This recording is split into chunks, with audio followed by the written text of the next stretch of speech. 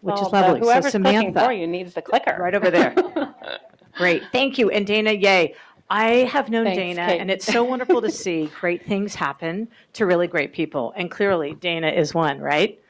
So, two things. Clearly, we need to take Wyoming back, ladies.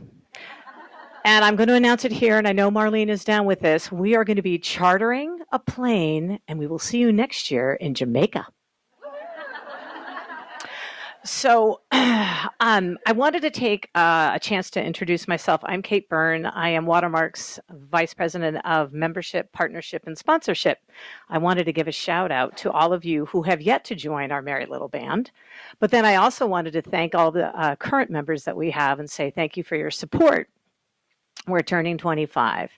And in honor of that, we have created a special promotion for today's attendees, if you have not become a member yet, to take advantage of a 25th anniversary special we're doing, whereby you will receive 25% off of basic membership level.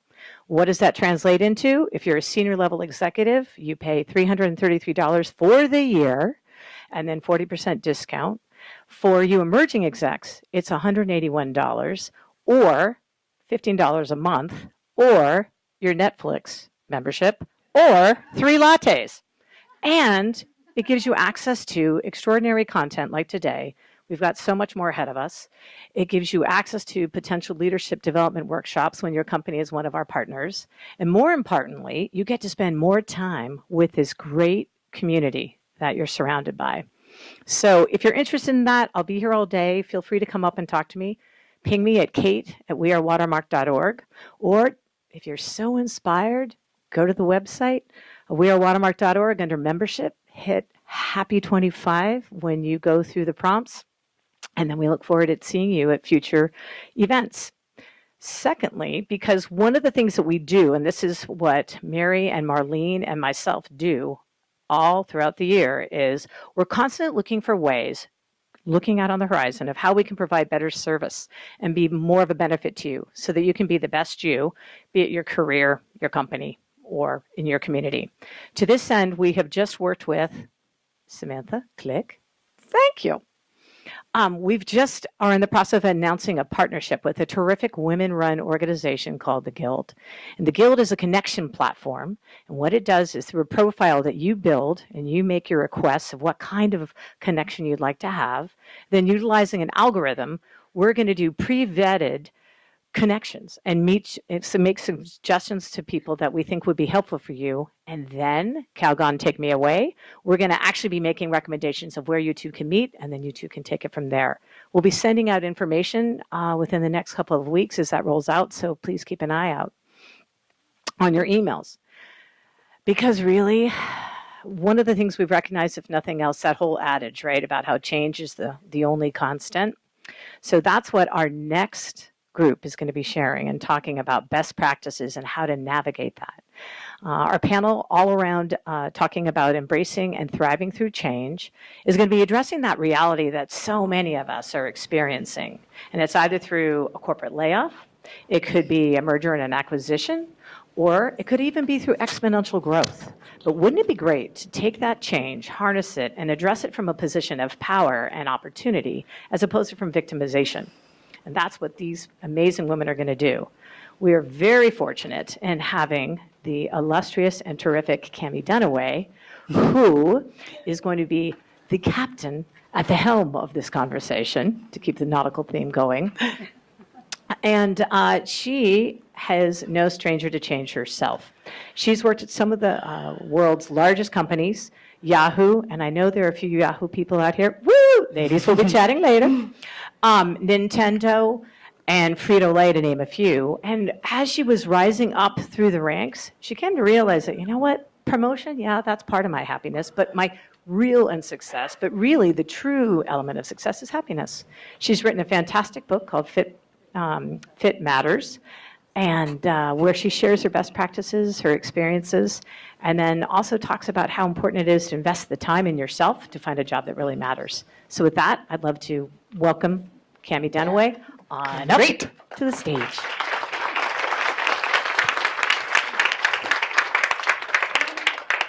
All right, yeah, you guys come on in. Hi. Hi, everybody. Thank you, Kate, for that lovely introduction. And as Kate said, we are going to spend the next hour talking about change. Because we are in just unprecedented times, aren't we? And I completely agree with the adage that the only thing that we can count on is that things are going to be different next month, next year. Our businesses are changing at an unprecedented rate because consumer needs are changing. Technology is changing.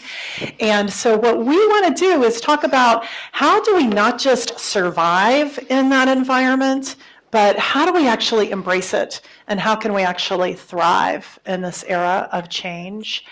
And so let's just take a quick poll. How many of you guys have had to undergo some sort of relatively significant change, either in your personal life or in your professional life, and let's just say the past 2 years? Okay, yeah, all of us, right? And I'm not going to ask you to raise your hand, but just think about, has it created a little bit of stress in your life? For most people, the answer would be yes. We'll go to the next slide. I want to show you some research that I came across. This is from the American Psychological Association, who does this annual study on stress in America. And this is their 2017 study. And they ask folks what their stress level is on a scale of 1 to 10. And between 2016 and 2017, it's increased from 4.8 to 5.1. And 20% of the Americans that they surveyed said that they are experiencing extreme stress, either an 8, a 9, or a 10 on the scale. And what are the sources of our stress? It's money, it's our jobs, and it's the economy primarily, followed by health issues. I thought this was pretty interesting, and we may talk a bit about this on the panel. Women experience more stress than men. And interestingly, stress levels were higher in younger Americans. Millennials gave it a 5.6, whereas matures were only a 2.7. So we are very fortunate today to have a panel of 3 women who are really good at navigating change, not only in their own lives, and we'll talk about their personal experiences, but we'll also talk about how they've thought about navigating change among their teams, helping their organizations, helping other people navigate change. So let me introduce them to you. So first, right here to my left is Denise Thomas. And Denise is the manager of contracts and pricing at Gilead. And she has over 10 years of experience in pricing, and this is an area of rapid change, particularly in the pharmaceutical industry, in which she has a lot of her history and expertise. She also serves as Gilead's co-lead in their leadership organization for Black employees strategic partnership. And so in that role and in other roles, she really does a lot to help individuals think about thriving in a time of constant change. She earned her degree in economics and finance from Southern Illinois University and has made a lot of moves, which we'll talk about. And I ask all of these women to tell me on a scale of 1 to 5, with 5 being, I really love change. I am constantly looking for what's new. I get bored quickly. And 1 being, no, I like things pretty stable. Tell me where you are. So when I asked that question to Denise, she said, hey, if you're not scared, you're not growing. So put me on that 4.5 to 5. Next to Denise is Bindu Garapati. And Bindu is the Marketing Talent and Leadership Development Manager at Juniper. Yay. And in that role, she is really driving new grad and senior leadership development and helping people to really think about thriving with change. But as all of these panelists are, and all of you are, she's very multifaceted. She is also an entrepreneur. She's CEO of a company called The Happy Leader. And she is an academic, so she has her doctorate in clinical psychology, so she can give us some really helpful perspective from that mode. And she also was honored last year as an Emerging Executive of the Year with Watermark. And when I asked her the question about rating herself 1 to 5, she said, I'm an 8.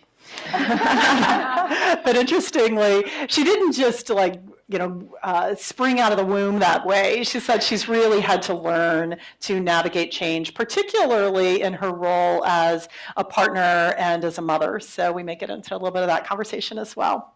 And then over on our far side, we have Liz Lawler. And Liz is the Human Resources Program Manager for Intuit. So we are so grateful to them for giving us this beautiful location. And she's got a really interesting role in that she is really helping Intuit through this incredible period of transformation and helping to assess new talent, helping to develop new talent to be able to flourish in a time of change. She also went through change herself as part of Intuit's HR rotational program. And she has her business administration degree from Cal Poly. And she said that she would put herself at about a 4.5, that she had some early roles in her career that felt a little too kind of routine. And so she's learned that she really does like a little bit of change in her life. So that is our esteemed panel. And let's start with reflecting back on that research. It showed that we are pretty stressed, particularly as women. And so I'd love to hear what you think are some of the changes that people are facing at work that really contribute to this level of stress. So let's start with you, Denise. I first want to say, looking across this room is absolutely incredible. I have been in the Bay Area now for almost 2 years, and this is the most inspired I have ever been. So this is an absolutely diverse group of women, diverse backgrounds. This is incredible. So kudos to Watermark for putting together these events. All right. I have to say that. So just looking at the statistics where you have 61% of our stress contributed by work and the other 50, the economy, these things are closely tied to our jobs and our careers. Conventional wisdom teaches us that, hey, if you work hard, you work smart, you'll be rewarded for your efforts. But what happens when that doesn't happen? Because guess what? Oftentimes that happens. So what I've just done is I made a commitment to myself that regardless of what change is going on around me, I will persevere. I will work through it and try to make that transition a little easy as possible. And then also when we think that we're fearful of losing our jobs and thinking that we are expendable, we sometimes make rash decisions. So just take a step back and say to yourself, well, what can I do to make this a more smoother transition? Because it's going to happen, whether you're aboard or not. Madhu, what do you think? I think the other layers to that is very contextual. You think about the political climate that we're in, and we were just talking about this earlier in terms of social media and how that can impact definitely money, stress, changes that are going on in our environment. But it's a multi-layer ecosystem, right? There's change within us, just again, as women, bodies evolving, changing, growing, transitioning, just very personally from a biochemical perspective. I'm not revealing anything now, I'm just pointing out. But how much of us really take time to consider and think about that in the context of all these other layers that are going on? There's our work environment, our political system, just our climate, all of those layers. And I think that sometimes taking a step back to be able to say which one and which aspect of this is influencing me the most right now, and being able to hone in on that. Great. Yeah, and I would just add that I think uncertainty is stressful, and that's really, the stress comes from the unknown. If you don't know if your job is secure, if the marketplace is changing, if your company will be successful. And so I like the idea of, removing yourself and looking at the bigger, broader picture and finding the excitement in that unknown. Because although it's very scary, when something is new and unknown to you, you have a real opportunity to grow, and it can be exciting. So trying to find the positive in the uncertainty. I love that idea, finding the excitement and the unknown. And Denise, you've got a great motto for the year. Will you share a little bit about that and kind of where that came from? So my motto of the year, which I think is a lifetime now, is the year of the why not. So I try to view every scenario and situation that I counter as a learning opportunity. I take the approach, guess what? The world is going to go on with or without me. So I might as well move with it. And I have made a commitment to myself to get comfortable with being uncomfortable, right? Get comfortable with being uncomfortable. Because guess what? You're always prepared to be uncomfortable. And so that's led me to the motto of the year of the why not. Why not try something new? Why not volunteer, because we're always voluntold, for this project? So why not put myself out there? Why not step outside of my boundaries, push those boundaries? And following that approach, so many opportunities have opened up for me. So why not? The only guaranteed failure is to not try, right? So at least if I try, I have a 50-50 chance. But if I don't try, I'm guaranteed to fail, and I haven't learned anything. So that's the year. Yeah, so tell us a little bit about one of those changes that you embraced through this year of Why Not? Just moving from Boston to the Bay Area, picking up, moving here. You know, I don't have family here. Just doing that, and then also, like I have been volunteering more. I have been raising my hand and say, hey, I want to lead this. Give me the opportunity. Yes, it's going to be more work. I realize this. However, I am growing at the end. So Yeah.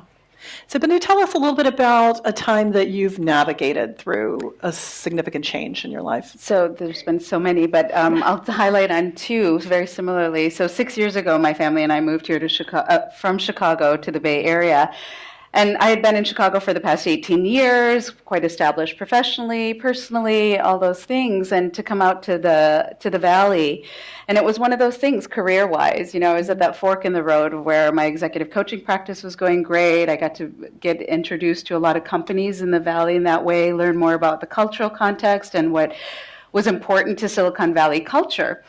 And I really enjoy a lot of the diversity and inclusion work. So doing diversity and inclusion in the Midwest is very different than doing diversity and inclusion. I was unique out there. So I move out here, and it's kind of like, okay, there are many people, a sea of South Asians that look similar to me, have very similar my parents were immigrant stories and how they were raised, and that whole coconut crisis, as Mindy Kaling refers to, you know, kind of brown on the outside, white on the inside. And so it's like, wait, there's so many more coconuts out here. And we can talk and connect about these things in a whole different level that brings this piece of authenticity, which I kind of struggled with, because wait a second, in the Midwest, I was known for being South Asian and being able to be an ambassador for the culture and talk about things, and why do you wear those dots, and does your skin color come off, you know, those kinds of things growing up. yeah. You hear some interesting things. Great for stories. But then out here, it's almost a different navigation in terms of, wait a second, my identity didn't so much change, but my perspective of that did in some capacity, because it's not those conversations anymore. Now it's, oh, you're first gen, and which part of India, or which part did your parents come from, and those kinds of stories, to be able to navigate that. So that was an interesting personal, professional, cultural change and shift that just happened by relocating. Yeah. Talk a little bit about how that helped you grow professionally, going through that personal change. Definitely. Well, I think, you know, I'm a true believer that the universe brings you what you need when you need it, right? And that change definitely came. So I have an academic and a clinical background, right? I've worked in healthcare. I've worked in academia. So when I was at that fork in the road, it was one of those where it's like, why not try technology? especially the world of acronyms, right? So for me, when I hear API, I think, Academic Performance Index, Asian Pacific Islander. But in Silicon Valley, it's Application Programming Interface, right? So that whole transition and thinking, if something that's so core to my identity of being South Asian, being American, how does that translate to completely jumping into a new skill set? So I work in a technology company in marketing.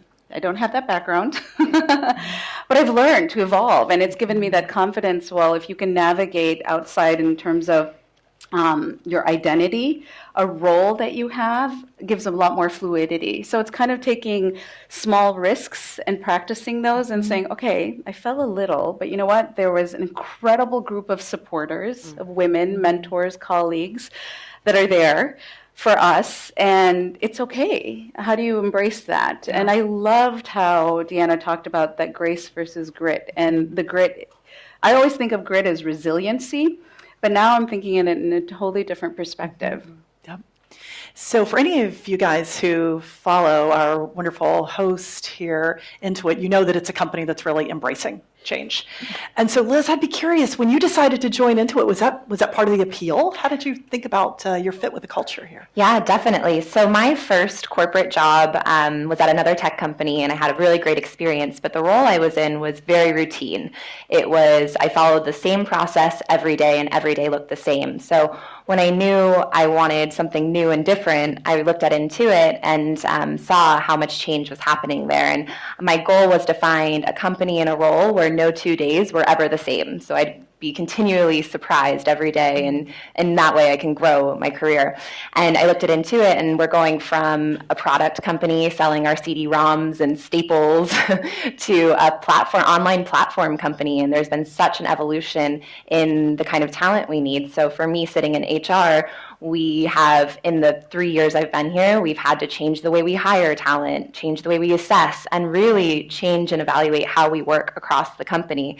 And so this gave me an opportunity to jump in the midst of all this change and help drive some of it and innovate. And I found a role where I could be creative and not feel stifled by routine. So it was a great fit. And did you immediately thrive? Has it just been easy for you, or were there some learnings along the way? Definitely not. So Cami mentioned I came in through a rotational program, and one of my early rotations, I went onto a team that was moving faster than I had ever moved before. I was just not prepared to keep up with the pace of the business. And I went in guns blazing, really wanting to prove myself. And in doing so, I didn't really take the time to establish relationships and get to know my manager. And my manager wasn't giving me the feedback I needed to really grow. And she didn't know that because I didn't tell her. And I didn't want to ask for help because I didn't want to come off incompetent or inexperienced, even though I was inexperienced. So I struggled, and I was not performing well, and I let myself flounder probably much too long before finally I put my ego aside and was like, I need to ask for help.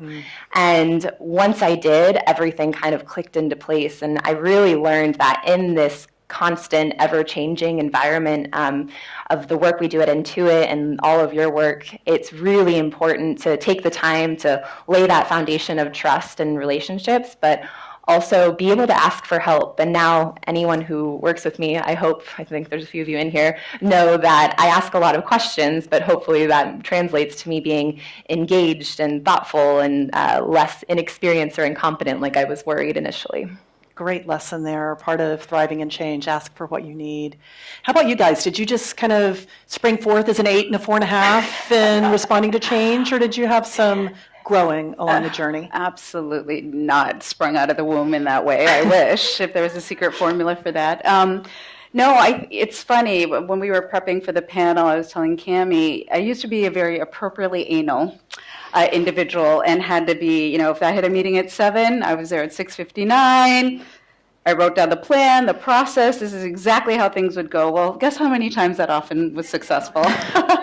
Not very much, but I still stuck with it. It was kind of like, well, no, but this is kind of what's worked for me to some point, and I have to keep committed to this because this is the right way. Didn't want to look incompetent, didn't want to look like, oh my gosh, I'm running late, or things were disruptors along the way. And then I had children. And so I do a lot of consulting in maternal mental health. So all those pictures of women in white T-shirts. I have never had a white T-shirt after pregnancy. Even now, and my children are 9 and 7, and it's like, how can you just, you had breakfast and you gave me a hug before I left for work, I have to change now. So it's one of those things where there are these constant reminders that no matter how much you plan and how much of a security blanket that feels to have those plans, you come as prepared as you can, but knowing that there's going to be deviations along the way, and it's okay. And sometimes, it's funny, I remember that several years ago, I traveled to India with a group of my girlfriends, and we had agenda. We were like, we're waking up at this time, and we're going to do this, and we're going to do that, and we're going to do this. And so interesting thing about traveling is that you get used to cultures, right? We had plans to start our day at 8 o'clock. Well, shops don't open till like 10, 10:30. The sign said 11. Somebody showed up at 1. So it's like, you just derailed our entire day and experience. But what I learned from that is that by that organic process of, well, okay, so that's not open, let's go over here, we got to explore so many different things that were not even on our agenda. And I think that's a metaphor for just, you don't have to travel for that. It happens right in front of our faces in our day-to-day lives of, well, I expected this, it didn't work out, I had plans for this program to move this way, but you know what? I had a course correct and something more exciting popped up. Yeah. I think we can use the framework that Deanna was just showing when you're going through change, have grit, but give yourself grace. Yeah. Yes. So what about you? How have you learned to? I think I have always been adaptive to change. I somehow have entered a career that's full of change. I work in the pharmaceutical pricing industry, so it changes with every administration. So, but I can remember back when I was a junior in high school. And I just knew for a fact that once I graduated high school, I was going to the military. Knew it. Could not tell me anything differently. And I knew this at 16, 17 years old. I had this teacher, and I didn't know it at the time. She took on a mentor role for me. I didn't know it at the time, but now as I think back on it, I realize it. She knew of my plans once I graduated. She said, Denise, and her name is Mrs. Rozicki. Still remember her name. She said, Denise, I realize the military is honorable, it's a great career profession, but I really think you should go to college. It's like, well, I will do that eventually. She's like, no, I think you have a lot to offer. You should go right out of high school. And I think with that, so what happened is after I graduated high school, I did go to college. But because I had that conversation with her, and because I was receptive to hearing, and because I, to your point, you can course correct, you can move in different areas, but I also still wanted to serve my country, so I joined the National Guard. So that kind of gave me the best of both worlds. So I was a soldier 1 week in a month, 2 weeks in the summer, and still attain my degree. But imagine had I not been open to that and had held steadfast on my decision, where would I be? Who knows? So we saw in the research that millennials seem to be facing even a little more stress. So Liz, I'd love to hear your thoughts. Did that resonate with you? And also maybe for those in the audience who are managing millennials, is there anything that they might do to help folks navigate through those stresses? Yeah, it absolutely resonates. I think my friends and I all have this mindset that we'll work really, really hard up front early in our careers, and it'll set us up for long-term success. And eventually, when you reach that success or reach that level, then you can kind of take your foot off the gas pedal. But I don't think any of my friends or myself could really tell you what that level is or what that success looks like and when the acceleration will stop and that stress will subside. And so I think that for millennials, the social media component doesn't help either. So if I log on to any social media sites and I see a friend at a peer company who looks like she is just really accelerating, and I'm like, geez, maybe I'm not doing as well. And so there's the quote, comparison is the thief of joy, and I definitely think that's Absolutely. contributing to some millennial stress as well. So, I mean, for me, I think that I want to continue to grow and live in these changing dynamic environments. And so if that means taking on more work, while I'm still early in my career, then I don't see that stress going away for myself or any of my friends right now. I just want to add, I don't know if that's just a millennial thing. As you're talking, I'm thinking about that too, in terms of when does that working hard and proving yourself stop? Yeah, and I know you've done a lot of work with women in this area. Or do you think there's some challenges that are particularly unique to women in managing the stress of changing work? I mean, it's well documented that it's money and family responsibilities that are the two biggest contributors, right? Like, I think about, for me personally, I'm in that sandwich generation, right? I've got young children, I've got an aging parent. Where do I put my times? And then I'm ambitious. I have a career. I want to invest. I want to give the best to my company because company is giving me my best right now too. So what supports do I put in place to help navigate that? Or even just recognizing and saying, I'm overwhelmed right now. A lot of people will tell me, because I do a lot. And I'm one of those people that have a lot of balls in the air. And when I don't have a lot of balls in the air, it's kind of like, I can put it off till tomorrow. And then I become a procrastinator. So it's one of those where it's like, well, how do you do it all? Well, where is my energy and my passion really come from? I love being a mom to my children. I brought my daughter into work when something happened with summer camp. And I came back from a meeting, and she's sitting at my cube, and she wrote on there, Bindu equals Juniper. And I immediately erased it because I was like, oh my gosh, I don't want anybody to walk by and would I write that? But I was talking to her about it on the way home, and I'm like, why did you write that? And she's like, Mommy, I saw you working. And it was one of those things, and my son was there too, but he was all about the treats and and all of that. And maybe it'll come later that he appreciates what it really means. But there was something that a 9-year-old girl was observing about me being in that work environment that just inspires me to find a way to integrate it. And it is so important to find those sources of inspiration and energy when you're going through a lot of change at work, and to really focus on keeping yourself healthy. So what are some other things that you guys do just to keep yourself healthy and centered? Well, I make time for myself and do not feel guilty about it. When I work, I'm working hard, and I need to take the time for myself. So I exercise regularly. I spend time with family and friends. I travel. I visit wine country once a month. No kidding. I'm making time for myself, and I am not feeling guilty about it because I do not want to burn out. So we have to make time for ourselves. I read an article this morning. A tech manager, an IT manager at a tech company, she sent an email to her team notifying her that she would be out for a few days. She said she needed to take some mental health days.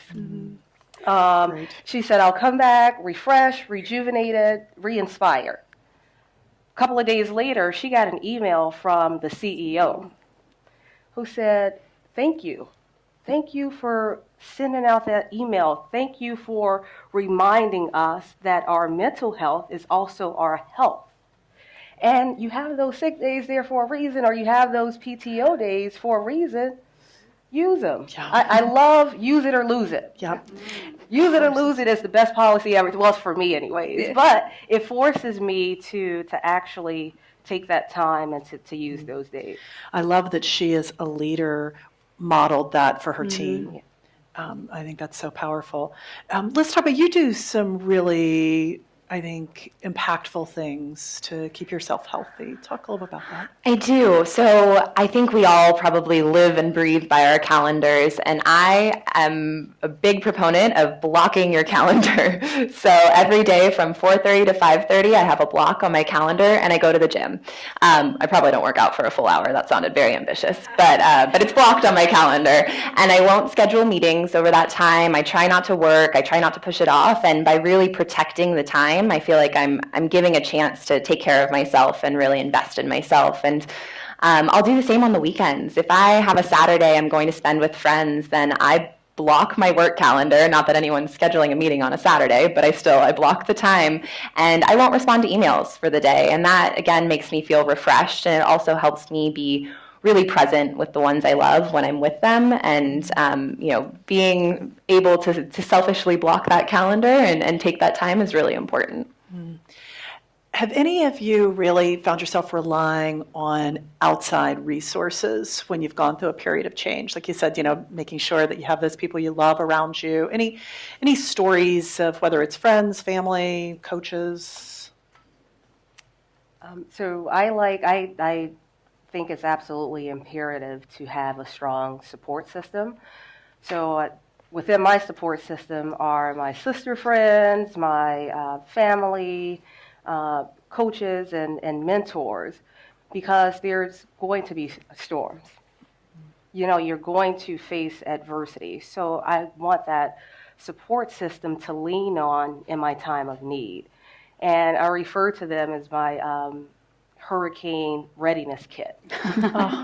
So whatever storm that the universe is throwing at me at the time, I have a pretty solid kit. Everything is in there that I need. So but I also have to recognize that I have to know when to ask for the help. Sometimes we don't. So, but they're there, and more often than not, people are willing to help you out. You just have to ask. And I think, I love Sheryl Sandberg's quote about one of the most important career decisions a woman will make at some point in their life is the partner you choose, right? Not only that, but I also definitely believe that you can't get everything from that one person. You've got people that you will divulge that personal story with. You've got people that you'll talk about professional work challenges with. You'll talk about people where you're trying to preserve that sense of who you are, your false sense versus your true sense. And then you'll have, individuals and family members that you can really be free with. So I think it's important to reduce some of the expectations that we need that one person. I have so many mentors that know so many different aspects of who I am. And it was hard in the beginning because I felt like, okay, I need to tell you everything from A to Z about me.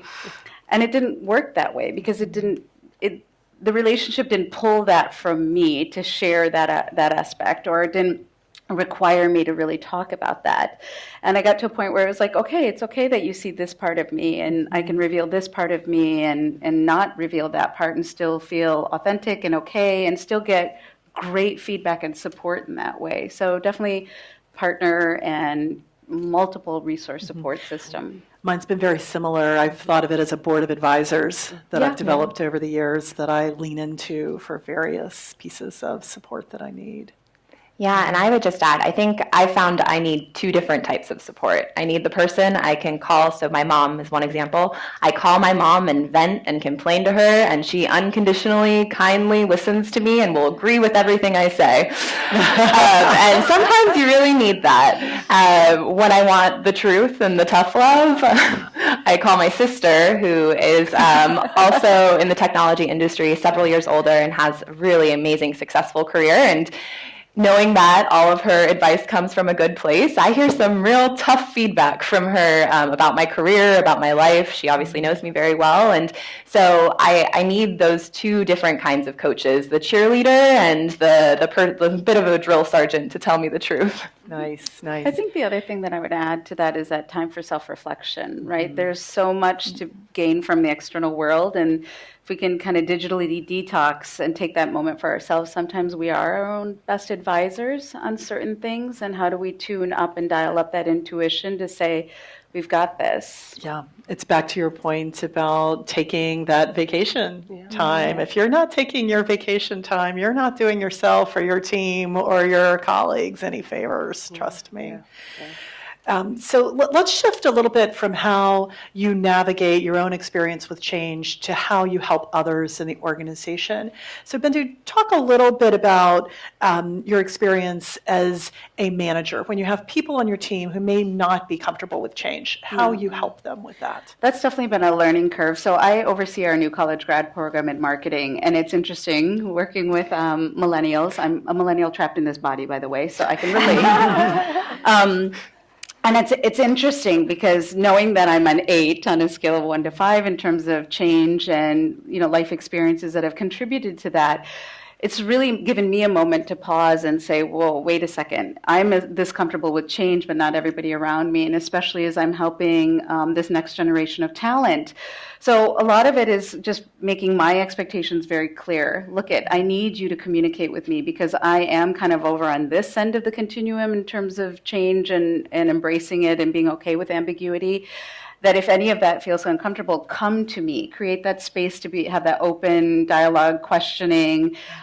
Where is your level? Just asking the same question you asked us, Cami. It's like on a scale of 1 to 5, where are you with change? What aspects of change bother you? And really taking the time to look at that. There's great frameworks out there for everything, right? It depends on what one you want to pick. But Prochaska and DiClemente talk a lot about the stages of change.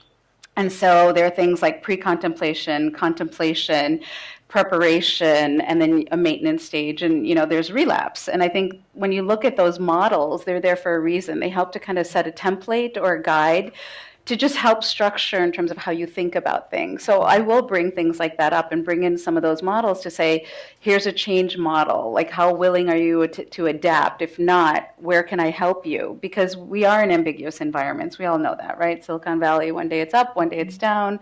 So it's a skill that's really important. So I think definitely coming from an academic background, having that academic kind of framework in mind really helps set the tone. Yep. And Liz, this is what you do every day, right? Yeah. And helping to assess folks for their ability to change and then helping to develop that in people. So talk a little bit about how you do that here. Yep. So at Intuit, we have very specific innovation practices that we've developed over many years, since 1983, and it's an expectation that all of our employees not only know and live and breathe the way we innovate, but are always customer backed. And while we change, we need to learn to do this quicker than ever before. And so an example is now, as we hire, we're teaching all of our employees our customer-driven innovation. So one example is it's rapid prototyping.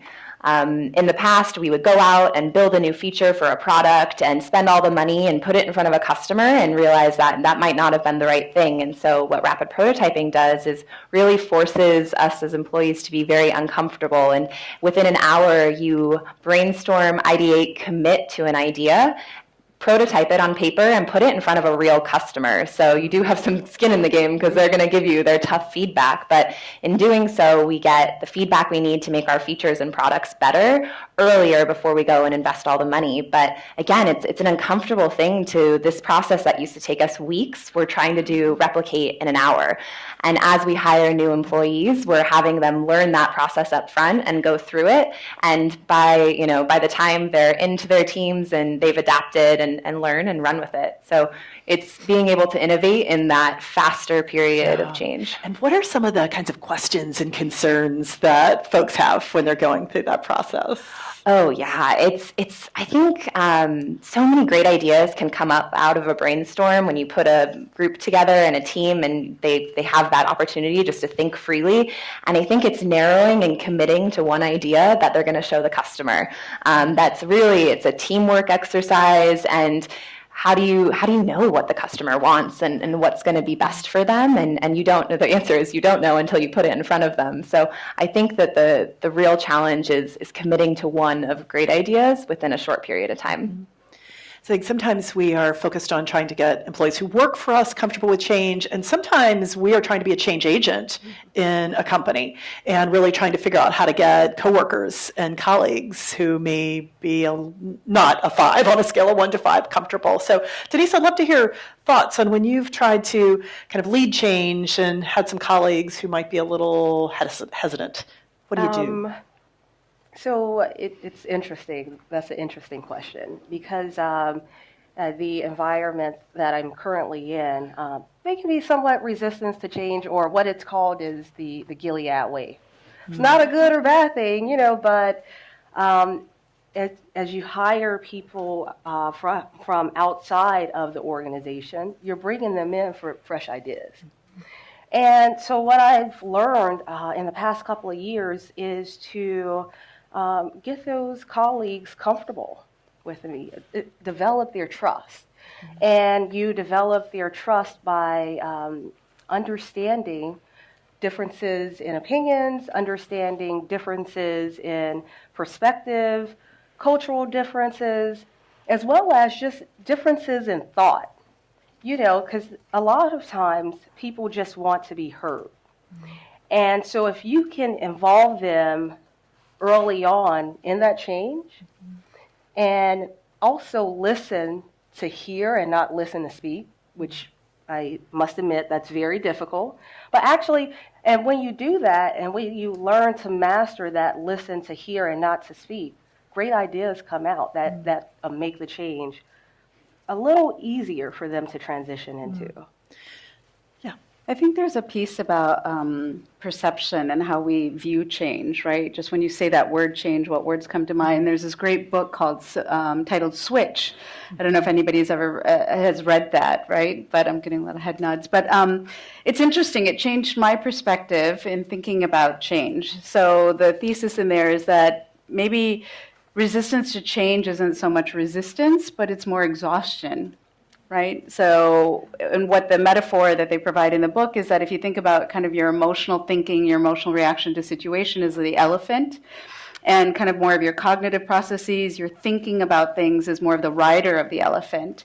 So you're spending your entire day, because we're all stressed out, in separate directions, with the rider going in one way, the elephant going the other way. Imagine the energy of that rider having to pull and align with that elephant. So here I'm going to ask you for one more change to that program, one more change to that project. Now all of a sudden it's like, what? You've asked me to change the world. No, it was one slight thing, but because you've been in this constant state of stress, any small amount of change feels much more like resistance versus somebody's really exhausted. Great. I'll open it up to questions from the audience. What would you like to hear about from this very esteemed panel? Yeah. I think there's some microphones that we can move around.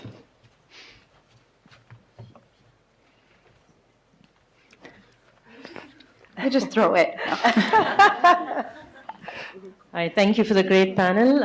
As for myself, the biggest change I did was go back to school after 20 years.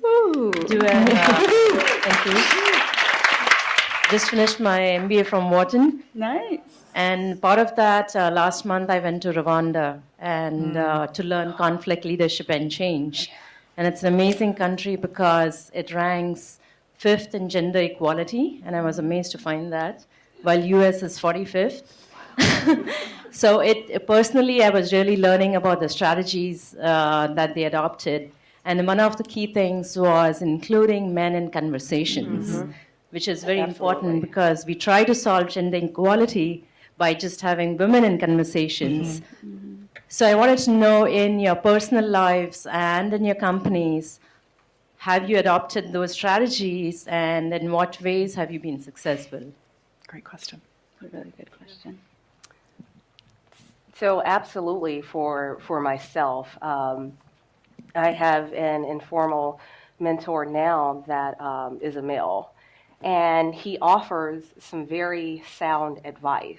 Of course, he usually says to me, "Don't take it personal." It seems so simple. Sorry. However, it's really true. Don't take it personal. Just don't take it personal. And I love when I'll get worked up and he'll say, you know what, don't take it personal. And then I take a step back and I'm like, you know what, this is how I should approach the situation.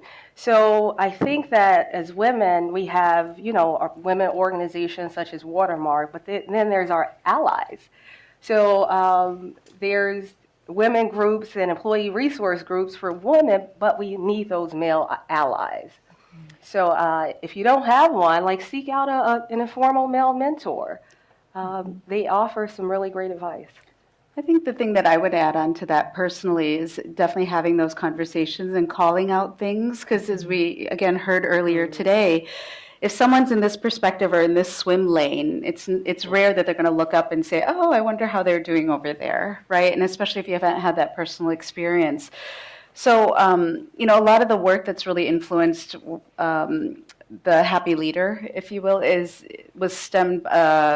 was created by Daryl Wing Su. And he's got this model where you look at in-groups and out-groups, majority way of thinking and minority way of thinking. So when I think about those contexts and how can I start to have those conversations and say, wait, hold on, if you were to step in my shoes, right, a level of empathy here, literally put these heels on and walk in them and see what it's like and experience that. Korn Ferry has this great research out there that talks about the success that executives experience when they get to those C-levels positions. And two of the key indicators are self-awareness and two, the experiences you've had. Have you had experiences stepping in? So when I was teaching in a graduate psych program, there was a social psych and difference class that I taught. And one of the exercises was for 24 hours, go and do something completely different than what you're comfortable in. Mm-hmm. And there was one young woman who, the story is just very powerful. I wish I could articulate it as well as she would when she came back, but she was a Anglo-Christian American woman, and she wore a burqa, a full-on burqa in Chicago for 24 hours. She went to the same grocery store, she went to the same gym, she did all of the same things that she had done. And it wasn't until she came and reported back to the class what those 24 hours were like for her and the kind of experience that she had. And it was interesting, and the other telling point to that was that students within the class ranged. Like some, went to a different church, or they went to a different community, or, they drove 60 miles to, go to a community that they never experienced. So what people's comfort zones are in terms of being able to travel and do something like that, right? I mean, we can read all this data and look at all these frameworks, but until we experience it, shifts the conversation tremendously, and your genetic coding. Yeah. Other questions or stories, observations about change? Yeah. You.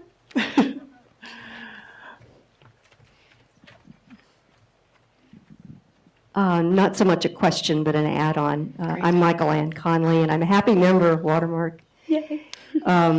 When you talked about exhaustion, Bindu, it reminded me of a wonderful essay that can be found online by a poet. His name is David White, with a Y, and it's called 10 Questions That Should Never Go Away.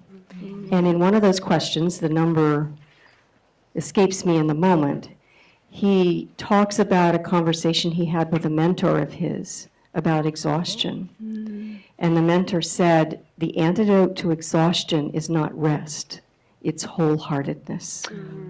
Oh my gosh, I got chills. So I just wanted to share that. When you said that, I went, I just want to tell the whole group. Yeah. Because so often as women, we push over the edge.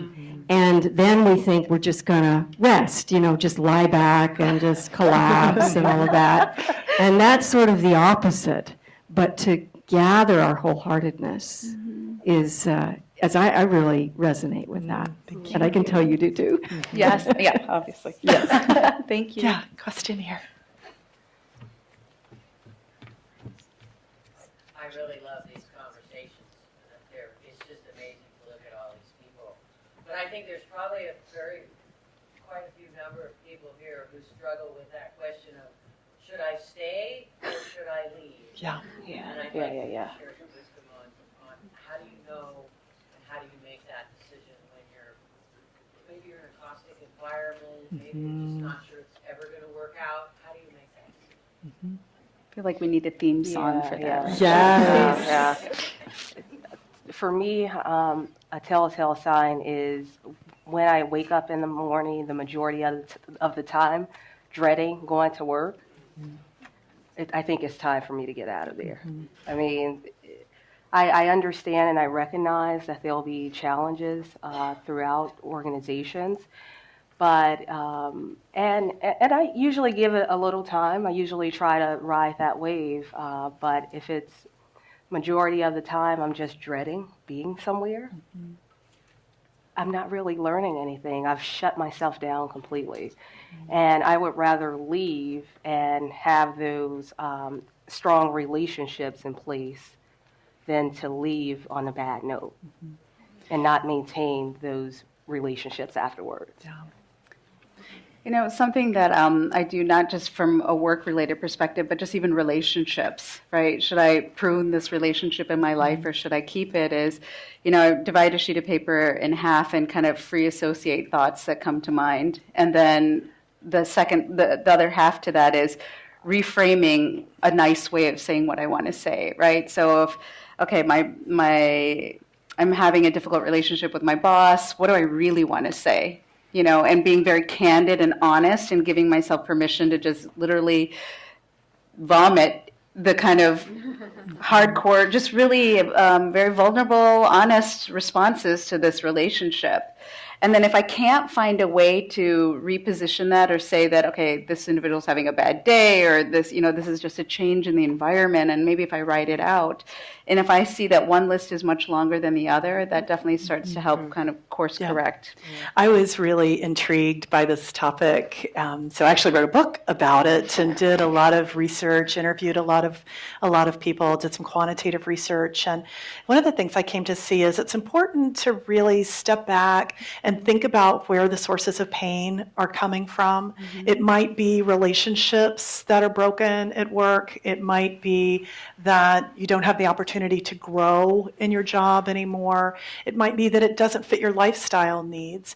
So really thinking about those sources of pain, and then through some reflection, through working with trusted partners, assess whether you can make some changes to those things that are giving you pain.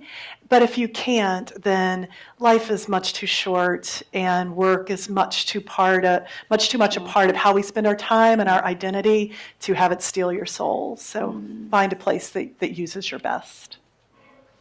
Yeah. Oh, I'm sorry, you were next. I wanted to ask a question or follow up on what Liz said about continuous innovation. Organizations that embrace change and that go for continuous innovation have to also allow for, as I always say to my team, perfect is not the only passing grade. Failure is okay. If you're going to say to people, err on the side of execution, try new things, some of those things won't work. And there can't be, the penalty for that cannot be extreme, because you want to get out there and try a lot of things. And I think as women, and this is a terrible generalization, but as women, sometimes we internalize those failures. We want things to be perfect. Instead of saying, we tried this and it didn't work, and compartmentalizing and moving on and saying, what did we learn from that? We feel I failed, not that it failed. And I think that in building organizations that embrace change, we also have to build organizations that say, okay, negative results are also results. Yeah. Right. Yeah. Let's take one more question here. There's someone in the back. Okay, we'll take two more. I have a comment and then a question. So about 8 years ago, I had an illness that caused all of my hair to fall out, and I had been dyeing my hair. And when it came back in white. When I went back to work, I cannot tell you the difference in how I was treated because I had white hair. And I had initially not gone back to re-dye it because they weren't sure if that would not be a good idea. But I realized that I would sit at the same company in the same meeting with the same people. I've worked at my company for 25 years. The same people I've known for 25 years. So I know when I go into a meeting with them, you're going to complain about this, you're going to ask this question, right? I know these people really well. And so I went into a meeting ready to respond and proposed what I wanted to propose, and they all said, okay. And I didn't know what to do with that. I thought maybe they felt sorry for me because I'd been sick.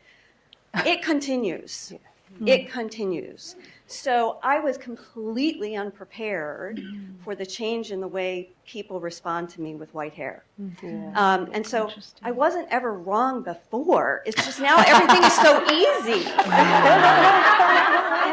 It's crazy. I mean, it's wonderful. So anyone that's dyeing their hair, if you're on the edge about that, I would just say it's amazing.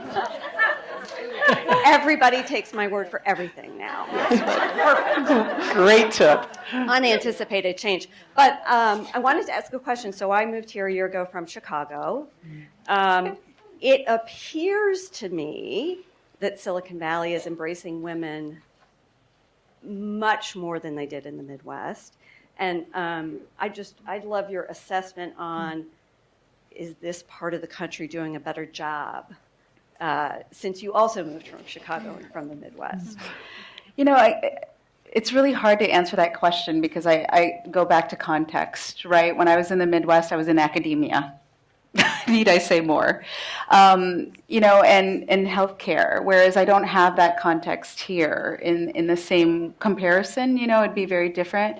But what I do have to say is I haven't felt 18 years in Chicago, and I haven't felt that level of connection and sisterhood that I experience here. When I first moved to the Valley and I said, okay, I'm going to call this senior executive woman at this company because she showed up on my LinkedIn. And, friends were like, you can't just call her. It's like, why not? Back to your, why not? Why can't I? And I would call and she would say, okay, my assistant's going to get you in. I'm like, oh my gosh, okay, now what do I do? It happened. I wasn't prepared for that. I was all gung-ho for step one, but then what happened after that? The receptivity to connect with women and empower each other, I personally feel that to be very unique and different to the Valley. And again, we're all reading the news. We're seeing the kinds of things that are coming up from all these various companies. And I think, there's a lot of unconscious bias. There's a lot of stuff that's hidden and protected. And as women, how do we support each other, right? When tides rise, we all have to help each other up through that. And that's something that I can definitely very confidently say I really do experience, and I've only been here 6 years. Okay, let's do one more question. The mic.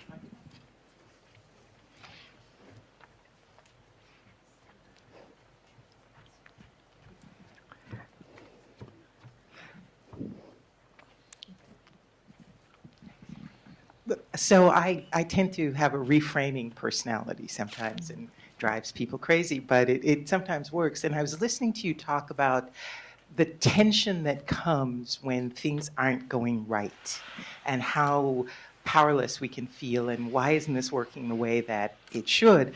And it occurred to me that several years ago I began to learn something that changed my outlook altogether. When things are going great, I'm happy. The moment things start to derange and start to feel uncomfortable, I used to get frightened and wonder, okay, what am I going to do? How can I fix this? And then one day I said, okay, if it's uncomfortable now when it used to be comfortable, it's time for me to let go. That's all there is to it. I'm not going to investigate what's going on. It doesn't matter. I'm being prepped for something else. And then once I started to see that, it became clear. When time came for me to move to my next level, everything I was comfortable with became uncomfortable immediately. Nothing I was doing. And it was just the universe setting it up for that next opportunity. And once I began to see that, man, life was easier. Because then it was just, oh, okay, time to go. And there was no strain about trying to stay where I was because I wasn't going to be able to. Didn't matter. So that was the reframe that I came across that I wanted to share. Thank you. Really exciting. Thank you. Thank you. so we can continue this conversation over lunch, because as you can tell, there's tremendous wisdom in this room, not just in this panel, but throughout this room. I've got a couple of quotes I just wanted to leave you with as we go off into lunch. The first is that the secret of change is to focus all of your energy not on fighting on the old, but on building the new.